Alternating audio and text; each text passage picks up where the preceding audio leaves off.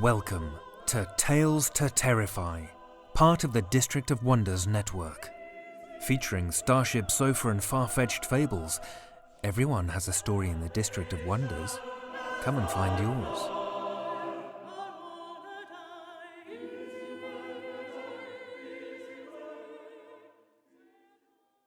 Good evening, children of the night. I'm reading a book right now, and if its popularity on the Goodreads site is of any indication, you may have already read it. It's Erik Larson's The Devil in the White City.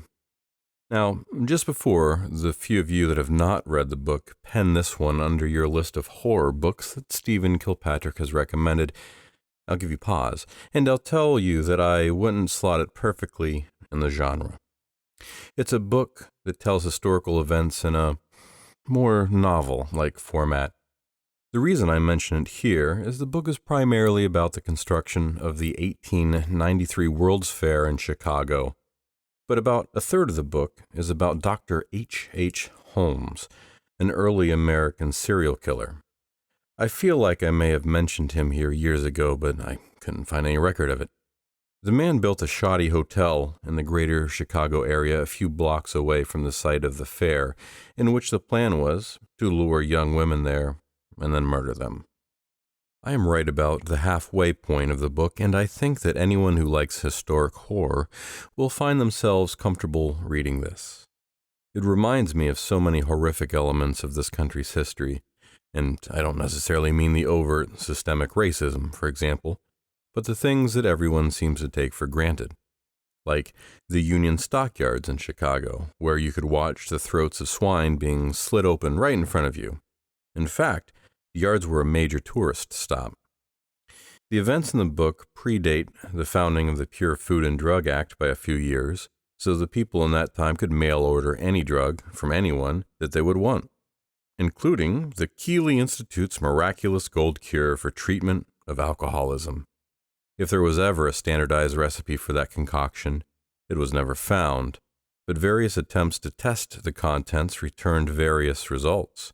However, if you intended to treat your dear old mother for her drinking with Kelly's, you'd be feeding her strychnine, apomorphine, ammonia, atropine, or, and maybe all of, well, more alcohol. And even though it was poison, Leslie Keeley, the founder of the Keeley Institute, passed on from this world a rather rich man. Very early in the book, Larson talks about the tremendous daily number of Chicago citizens who are killed by stepping in front of carts or trains. I presume that this is before the standardization of traffic lights or the Federal Railroad Administration's policies on railway crossing signals. Oh, and the murders. The high number of murders, most of which wouldn't get any meaningful attention from law enforcement unless your next of kin had money. Otherwise, your corpse would be of little more inconvenience than the literal tons of horse manure produced by Chicago's main method of transportation. And speaking of corpses, the book does go into detail about how Dr. H.H. Holmes was one of the only serial killers that I'm aware of that made a profit from the very materials of his murders. Yes, he sold his murder victims' bodies. He would have the corpses stripped of flesh and the bones reassembled and then sold as a medical specimen. You know what? I'll tell you what. I'll read a brief passage from this book, and then we'll move on to hear our stories for the night. It was obvious to Holmes that even now in the 1890s, demand remained high. Chicago's newspapers reported ghoulish tales of doctors raiding graveyards. After a foiled raid on a graveyard in New Albany, Indiana, on February 24, 1890, Dr. W. H. Wathen, head of the Kentucky Medical College, told a Tribune reporter, "The gentlemen were acting not for the Kentucky School of Medicine nor for themselves individually, but for the medical schools of Louisville, in which the human subject is necessary as breath to life." Just 3 weeks later, the physicians of Louisville were at it again. They attempted to rob a grave at the State Asylum for the Insane in Anchorage, Kentucky, this time on behalf of the University of Louisville. "Yes, the party was sent out by us," a senior school official said. "We must have bodies. and if the state won't give them to us, we must steal them. The winter classes were large and used up so many subjects that there are none for the spring classes. He saw no need to apologize. The asylum cemetery has been robbed for years, he said, and I doubt if there is a single corpse in it. I tell you, we must have bodies. You cannot make doctors without them, and the public must understand it. If we can't get them any other way, we will arm the students with Winchester rifles and send them to protect the body snatchers on their raids. Children of the night, if you like American history sprinkled with some of the more morbid details of our collective social history, take a look at Larson's The Devil in the White City. Let's hear some stories. Shaun Mulroy lives in Newcastle, Australia. His fiction has previously appeared in Everyday Fiction, Perihelion Science Fiction, and Andromeda Spaceways magazine. Listen with me to Shaun Mulroy's One More Arabian Night, a Tales to Terrify original.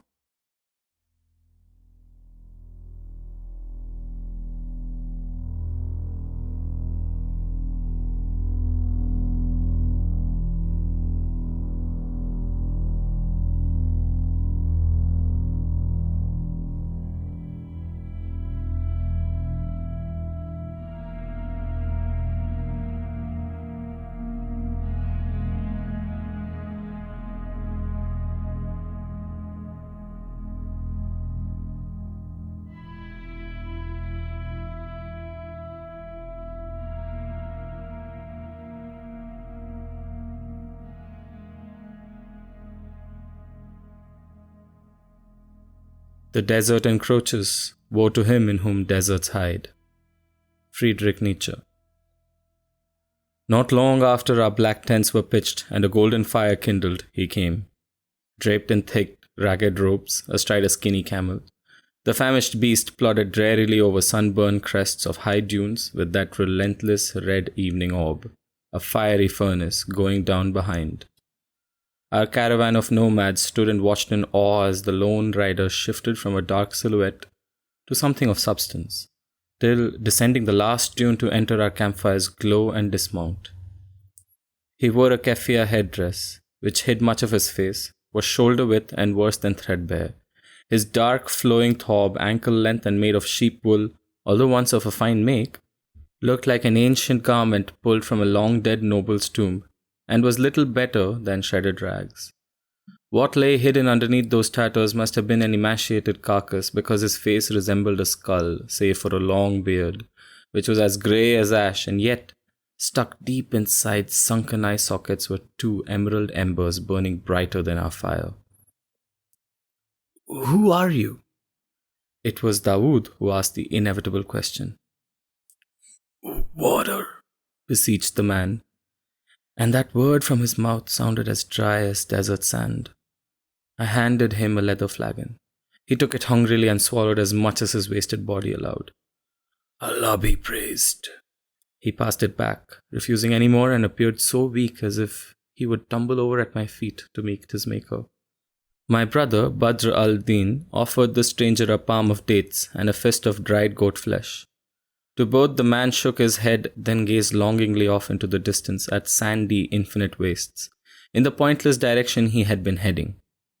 "What are you staring at?" I asked. He had a glint in those eyes that was eerie and unnerving, with a strange intensity about it, as if they could see beyond the far-flung horizon and each endless dune to some fertile valley. "Can't you hear?" He cupped a hand to one ear and closed both eyes as if listening to some sad lay singing of home and the end of suffering. I'm close," he said. "Not much further now." Thinking he may be suffering from the ravages of some prior head injury or at the minimum heat stroke, we dismissed his words and relaxed, for it had become apparent that the man was unarmed and therefore posed no danger. We casually sat in a circle about the fire and motioned for him to join us. I patted at an empty space beside me. "Sit down, friend, you have no need to continue your journey through the night." Dawood then said, "Besides, you are heading the wrong way." He pointed where the stranger's gaze led. Out there is the heart of the desert. Only jackals, vultures, gear eagles, shape-shifting ghouls, all the dark things of this earth will greet you. Death awaits all who venture. The man shook his head with such disinterest that Dawood stopped mid-sentence. He then leaned against his dromedary for support, a mangy, atrophied beast with blinking, bleary eyes, and continued to glare at the darkening horizon, where a few twinkling stars were starting to wink. "Not for me," he scoffed bitterly. "I've beaten death before. I fear nothing in this world, neither Ifrits nor Azrael, and I am finished with men and their wars now. They cannot harm me." "You were a soldier in your youth." The man looked surprised, like the question was not asked of him, even so he nodded. "I was, and rode gallantly on a black Arabian charger, fronting many vanguards for the Sultanate." With an excruciating gesture, he stood up straight, even though it caused him much pain to do so, putting shoulders back, presenting to us what must have been an impressive figure once. "I led the siege of Yazwan. I have known glory, been dressed in tunics of blue silk and attired in cloaks of cotton cloth and turbans of prized fabric from China. Honored by ashrafs and sahibs, offered vast tracts of land and many wives. My exploits were once toasted by powerful merchants in the richest bazaars. Slaves carried me on podiums of beryl and topaz to be worshipped by courtesans in the finest harems, as if I were the Sultan himself. But the stranger then hunched over once more, rested against his camel, and for the first time since he'd approached, lost some of that intensity in his eyes. Alas, my mujahideen were overwhelmed by crusaders at Dizil and retreated into the desert. We were flanked and chased and made our last stand somewhere around there."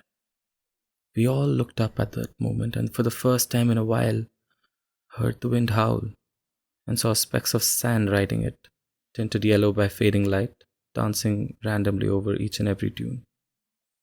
My company was destroyed, and alone I fled into those barren wastes. For many days I wandered, throwing off my armor, my scimitar and jewel-encrusted sheath I cast aside. I walked till almost naked, and feet burnt raw. But then I heard it. A voice sung a song which was bitter and sweet. The words in stilted rhythm conjured visions of perpetual and numberless waterfalls, crashing into the great oceans of sea-churned bliss.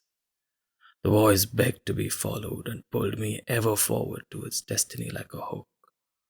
From out of nowhere in the distance, an oasis emerged, and I crawled in, my death throes to enter. It was a small patch of verdant green stuck between knolls of fluctuating sand. On the edge of that field bubbled an overflowing well containing the clearest and freshest water imaginable. He ravenously and macabrely licked parched lips together with a haunted yearning. A small adobe hut is there also, finely made with seamless mud bricks, surrounded by palm trees which bend inwards to give shade. Out there, he pointed with one skeletal arm, exists that tropical garden out there. He repeated, again as if trying to convince himself. In the middle of the desert. From the hut stepped a woman, her loose gown and skin so fair it was impossible to tell the difference. Her hair darker than a raven, her eyes continually blushed peace and promised oblivion. She stepped back indoors and motioned for me to follow. Inside smelled of myrrh and cassia. A high dome roof caught and circulated only the coolest desert winds. Thick mud brick walls trapped a perfect temperature so that pleasure within was almost unbearable. She continued to sing and beg me rest and remain in her arms forever. The man suddenly leered up at us bizarrely, as if expecting an ambush from Christians, and once more his eyes were lit with a frightening intensity. A wide-eyed stare I'd seen once or twice before from veterans of the holy wars, who returned home different from when they had left. I told her that I wanted to stay more than anything, but something went wrong. Perhaps I fainted, or was taken by fever, by the heat, I know not. But I slept against her bosom, and a great darkness swallowed me. I fell into it and just floated through empty space. When about to pass through the darkness to be released, to reach the other side, I was pulled out against my will, for I wanted to stay there and sleep for all time. Yet upon waking, I was being carried on the back of a mule amid a tribe of Bedouins. Ways off in the distance were shining minarets and gleaming mosques and other such things suggesting civilization. Being too ill to resist, I let the tribesmen, who had obviously kidnapped me from the secret garden in my moment of weakness, take me into the city, and there I stayed until well enough to return and search for the woman. Since then I have done so, and now, he looked off once more into the limitless hillocks of arid nothingness. Now I can, for she's near. He coughed grotesquely, like a dying man, very close, so close I can hear her. I peered at my companions when his tale was finished, and their faces appeared to reflect how I felt. My friend, I asked, how long ago was this? Oh, his eyes glanced up at a dark sky, and although many stars were now in it, their light was pale compared to the madness in his eyes. Not that long ago, perhaps a year or two, when Jerusalem fell. There was a hush of indrawn air at the man's last 3 words. Infidels have held Jerusalem these past 20 years, explained Badr al-Din. The stranger flinched like he'd been stabbed in the belly. For the last time, his eyes seemed to lose their unearthly stare and appeared lost, frightened and hurt, unfathomably wounded. With one withered hand, he took hold of the stirrup and, using what must have been his last ounce of energy, flung himself upon the camel. No, that's not true, he shook his head. Perhaps doing so cast some spell over him, for once more his eyes were bedeviled, like hot sand had been thrown in them, and his physique went rigid with its hell-bent purpose. Soon I'll be beside her, he said, almost threatened. Then with the weakest strap ever a man made, he struck the camel. Slowly, it began to move forward. I stood up. What you speak of sounds like nothing more than a mirage, an illusion. These things are created by a malevolent jinn and genie to torment desperate men's minds. If not them, the woman herself was no doubt a demon. No, he said, with such finality and conviction that I dared not contradict. No demon could promise an end of sorrow, nor show complete mercy and give it. Nothing so fair could be evil. Wait, yelled Dawood. What you speak of is insanity. The things men see in frenzied dreams of delirium. There is no fabled oasis out there, only death. But I can hear her, rasped the man, and stared out at nothing but with an expectant glare that any moment he might find something. She is close. Yes, the hut is just beyond the next dune. Don't you understand? I've searched for so long, and now, finally, I'll be able to rest. He rode into the desolation. The fire's glow released him, leaving the man to wander between dark shadows which were always on the move. Once more he became something insubstantial, merely a ghostly phantom far off in the distance. As he summited the crest of the furthest dune in eyesight, he suddenly slumped over the neck of his camel. Even the beast appeared to lose its footing and fall. But we couldn't tell for sure, because at that moment, a swirl of shifting sand took him, and amid the debris, he vanished.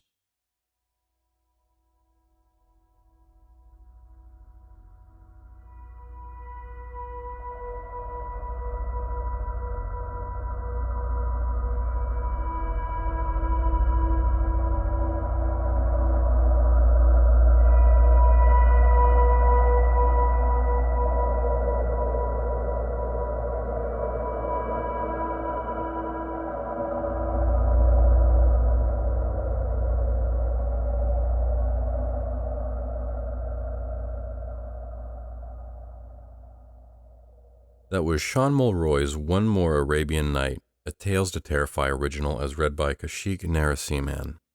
Kaushik is a management consultant by day and a writer by night with a keen interest in psychedelics and role-playing video games. Sounds like my kind of guy. Thank you, Kaushik. Our second story comes to us from Chris Barnham. Chris Barnham lives in London and can't make up his mind whether he prefers writing horror or science fiction. If you want to read more from him, his horror novel Among the Living is on Amazon, and a new science fiction novel, 51, is out from Phyllis Verts Publishing. Children of the Night, lend me your ears for Chris Barnham's Looking After Shaun, originally appearing in Devolution Z, February 2016.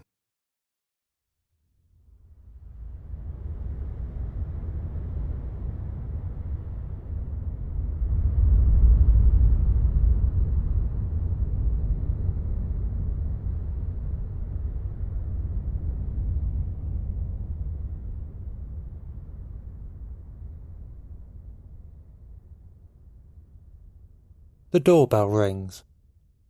"Hello? Anybody home?" A woman's voice. Well spoken, which worries me.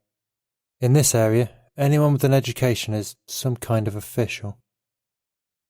I'm lying on the sofa, my mind's fluttering back and forth, settling on memories from before Shaun got ill.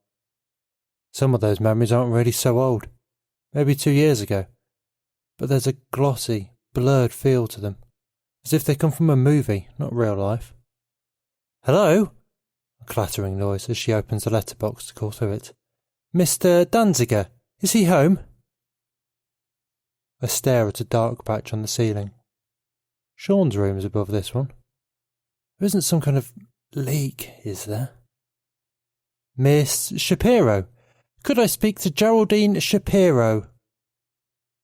Maybe I would have opened the door anyway. I can't let her stand on the doorstep yelling out everyone's name. But my mind's made up by the noise that follows Jerry's name.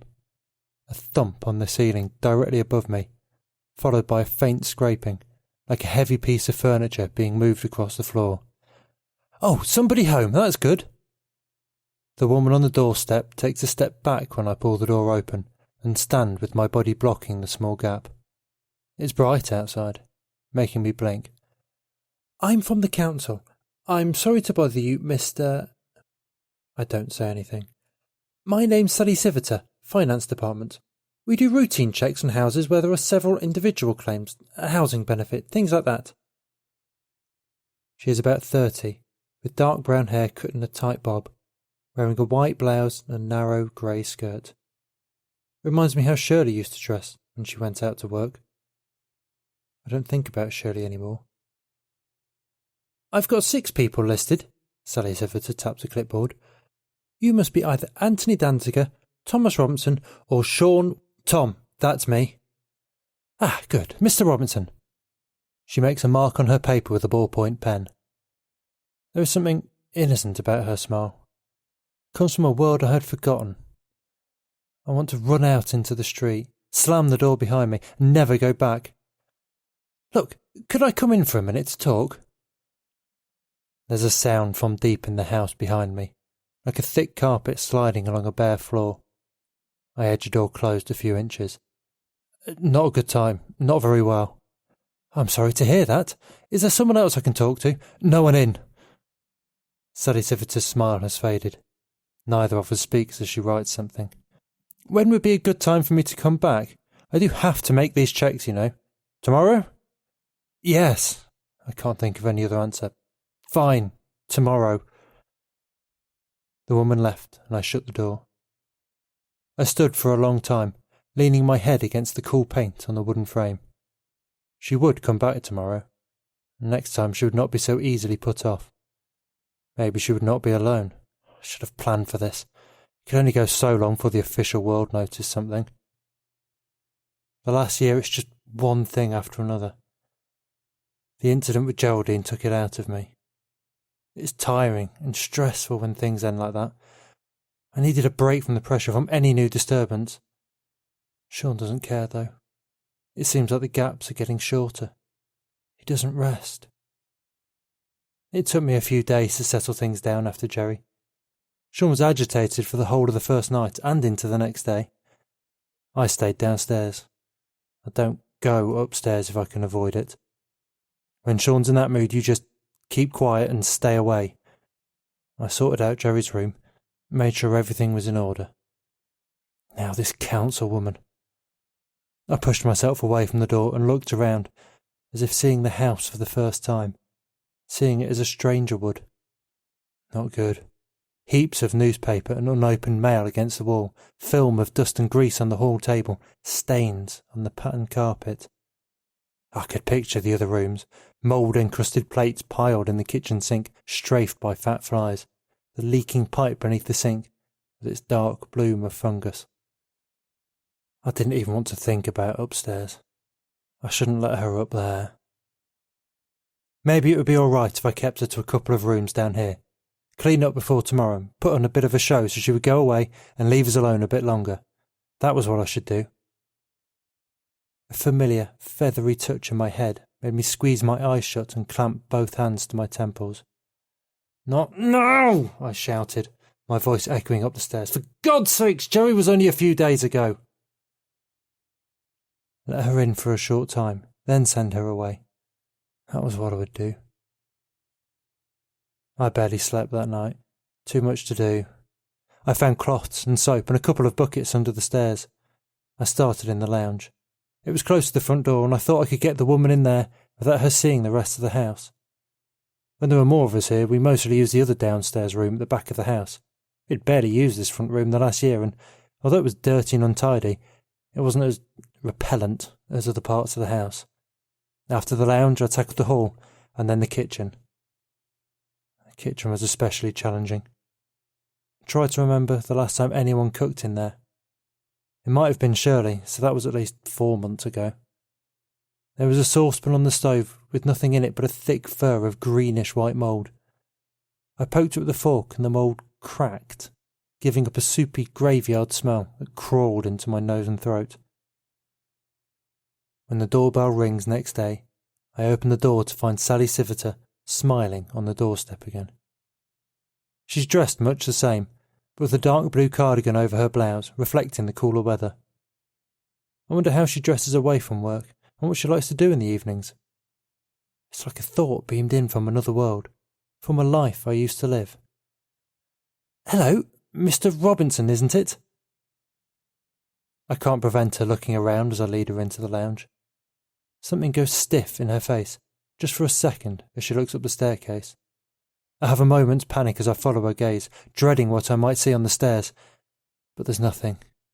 It's just that it's the one part of the house visible from the hall that I didn't clean. The torn carpet and stained wallpaper now contrast strongly with the newly buffed up downstairs. I usher her into the lounge. She hesitates for a moment when I gesture her towards a chair, giving it a suspicious look before sitting down with her clipboard on her knees. "Now," she says, "are any other residents here today?" "No." "I really do need to talk to them, Mr. Rompton. I need to verify their circumstances. If I can't do that, we may need to stop their benefits." I'm nervous about noises. Before Sally Siviter arrived, I had put the radio on in the kitchen to mask any other sounds. "Can you just confirm the occupants of the house? I'll go through my list, check it's up to date." She slides a finger down the sheet of paper on her clipboard. "I've got an Anthony Danziger. He's not here." "Obviously. But he still lives here?" "No. That's it. Tony, moved out." "When was this?" "Maybe 3 months ago." The music from the kitchen is too quiet. Why didn't I turn it up louder? Although Sally Siviter's head is bowed over the clipboard, I can see the crease of a frown through her fringe. "What about Geraldine Shapiro?" Did she say that name louder, or am I just over-anxious? I can't prevent a glance upwards. Is there a sound from upstairs? "Is she in?" "No, she's gone." "She's moved out as well?" "Just last week." I rubbed the back of my neck. "Is it too warm in here?" "I'm fine, thanks. Where did she go? Miss Shapiro?" "She didn't leave an address." "Mr. Rompton, I have to tell you I have some concerns." She sits up straight in her seat. "You say Mr. Danziger and Miss Shapiro have moved out, but neither of them has given us a new address. And Mr. Danziger has continued to receive payments of housing benefits at this address. I'm not sure about his unemployment pay. I'll have to check that." I think about the pile of unopened mail I shifted from the hall table the previous evening. It's in a box in the cellar, Obviously some of it is addressed to Tony. I never thought about doing anything with it. Now, what about the other residents? I've got a Shirley Wells and Elspeth Joseph. This isn't going the way I planned it. Did I think I could smile and offer her a cup of tea and she'd go away and not bother us for another 6 months? And then there's a Shaun Watson. Shaun's here. Why did I say that? I could punch myself in the mouth. There's a muffled thump from far back in the house. The woman's eyes flick briefly towards the ceiling and then return to me. He's here, Shaun. He's been ill. I'm sorry to hear that. Could I talk to him? He's out at the moment. You said he'd been ill. What's wrong with him? I don't know the details. Picked up some bug abroad. Has he seen a doctor? Early on he did. From the clinic, down the high street. And there was another time. He was bad in the night and we got the doctor out. Why can't I shut up? I can't even bear to think about that night, let alone tell this woman about it. The noise Shaun made when the doctor went in his room. And then, even worse, the noise the doctor briefly made.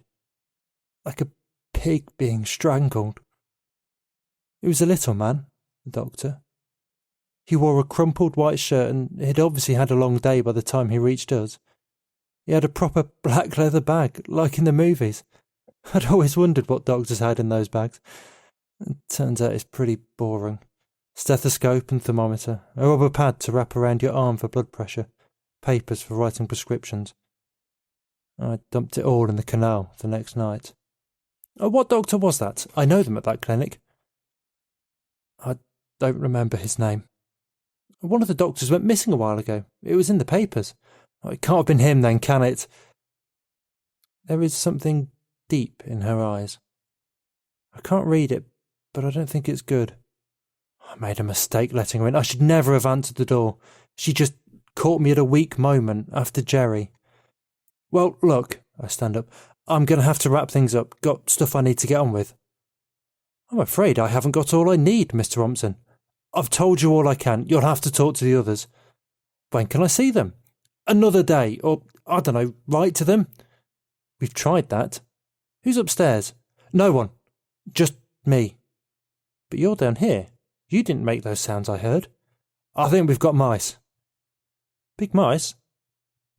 A soft, scraping sound, like a pile of old newspapers pulled across bare floorboards. For a moment I weaken. Maybe I should let her go upstairs. Christ, no. You have to go. Sorry.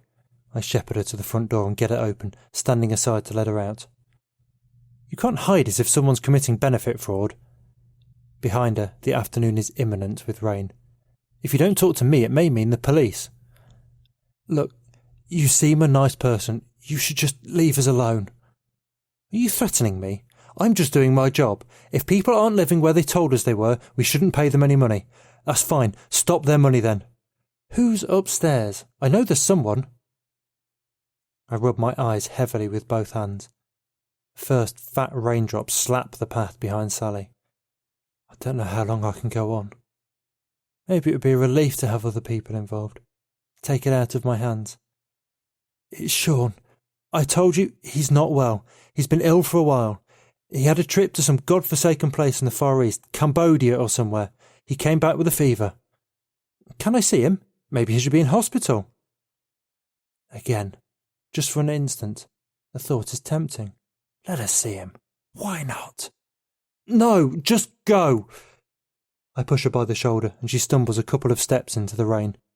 I slam the door shut behind her and lean against it with my eyes closed. Upstairs, Shaun was thumping the floor. I wanted to cry. I thought about pulling the door open again and running after Sally Siviter. How good that would be, to run away and not come back. As soon as I had the thought, I felt again that feathery touch in my head, making me feel sick and pulling me a few steps away from the door, towards the stairs. Upstairs, the thumping grew louder. It's all right, I shouted up the stairs, wondering if the Siviter woman could hear me outside. I'm staying. Relax. With a whispering rush, the rain outside bloomed into a downpour, hammering the windows like an attack of fat moths.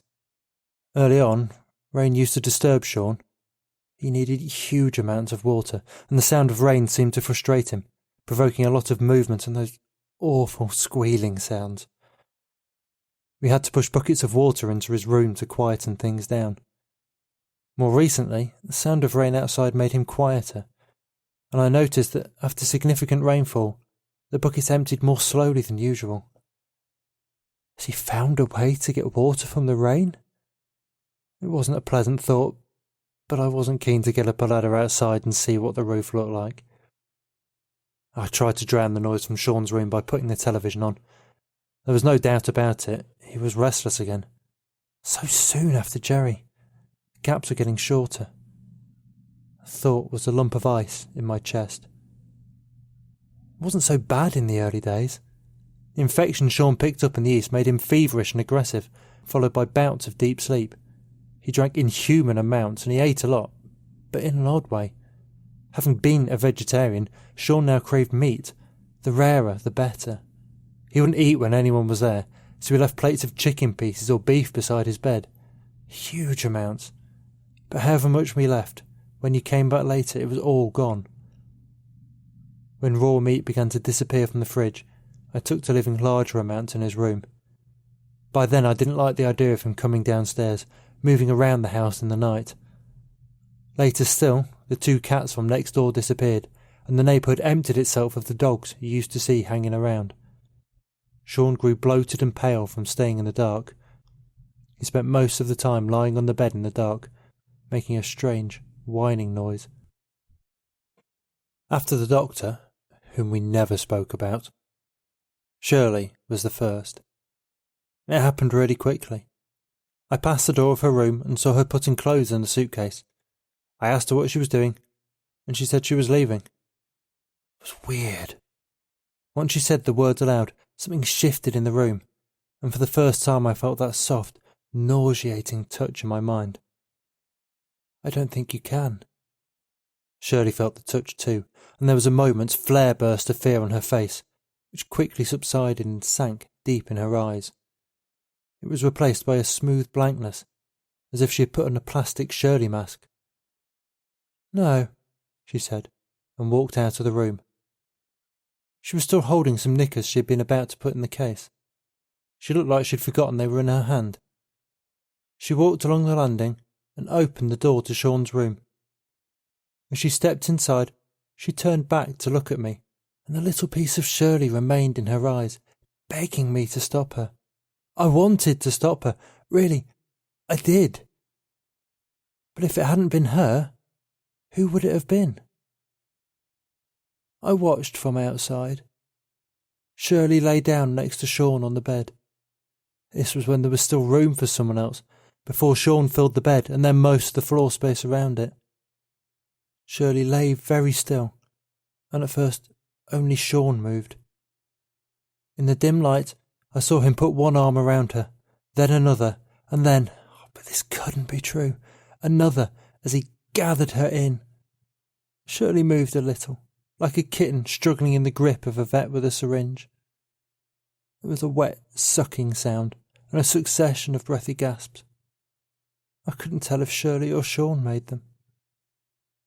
I watched for a long time. After an hour, it was just a bulky mound of flesh on the bed. You couldn't make out Shirley anymore, and Shaun was different. Bigger, puffed up and glistening with some kind of fluid.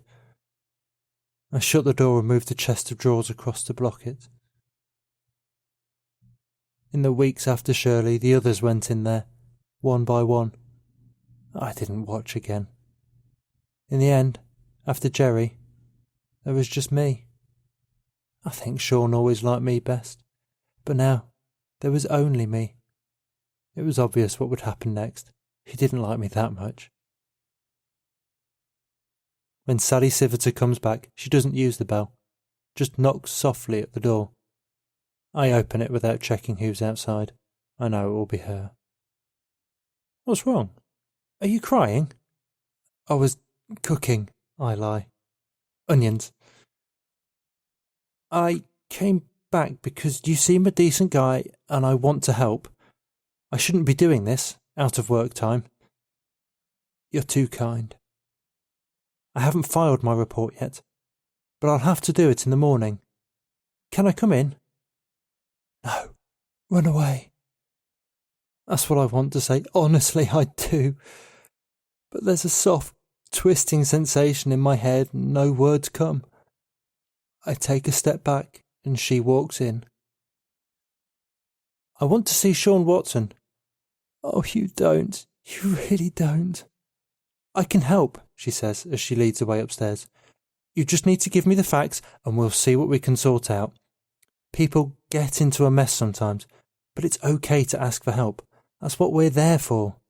That's why I took this job. Okay, I say. Let's see what Shaun thinks. I show her to Shaun's bedroom and open the door. I stand back and Sally steps forward to peer into the crowded darkness. She hesitates and looks back at me, some of her cheerfulness draining away. Is he here? I can't really see. She makes a face. What is that smell? Just go inside. My voice comes from far away. There was a flicker of doubt on her face, and I'm not sure if she will do it unaided. I don't think Shaun has her measure yet, like he did with those of us who lived with him.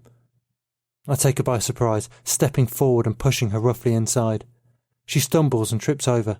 She drops her briefcase just outside the door and falls onto her hands and knees inside. I slam the door behind her and block it. Of course I do. Do you think I want to watch that?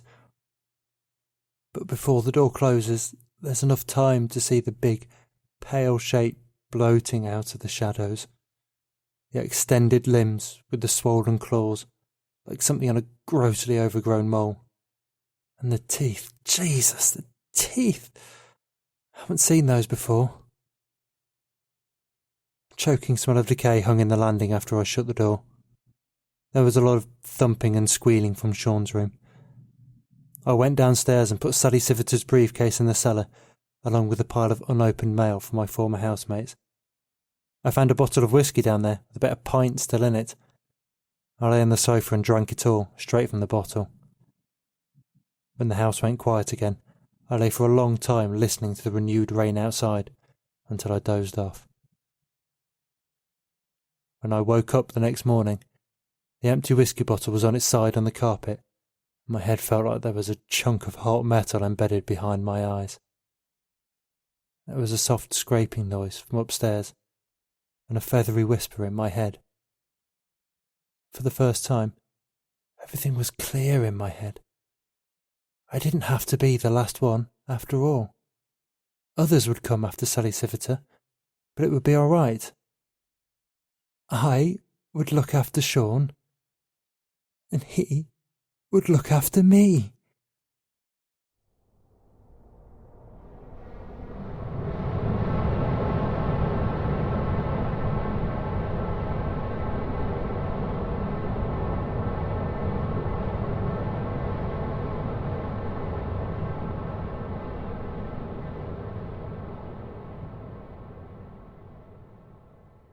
That was Chris Barnham's Looking After Shaun, as read by Matt Dovey. Matt Dovey is very tall and very English, and most likely is drinking a cup of tea right now. He has a scar on his arm that he can't remember getting, but a terrible darkness floods his mind when he considers it. He now lives in a quiet market town in rural England with his wife and 3 children, and despite being a writer, he still hasn't found the right words to properly express the delight and joy he finds in this wonderful arrangement. His surname rhymes with Dopey, but any other similarities to the dwarf are purely coincidental.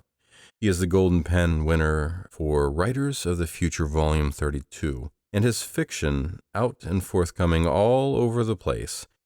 You can keep up with him at mattdovey.com or follow along on Facebook and Twitter, both as @MattDoveyWriter. Links will be in the show notes. Thank you, Matt. That'll be our show for the evening, Children of the Night. Visit our Patreon page in the links below, and don't forget to like us on Apple Podcasts. Our show was produced by our editors Scott Silk, Seth Williams, and Drew Sebastini. Website design by Josh Lightsey, and theme music by Diane Severson. Tales to Terrify is distributed under Creative Commons Attribution, Non-Commercial, No Derivatives 4.0 license. Join us again next week for another episode of Tales to Terrify.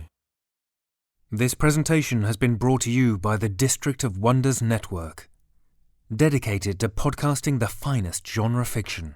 You can learn more about the District of Wonders and their many literary productions at their website, www.districtofwonders.com. Thank you for listening.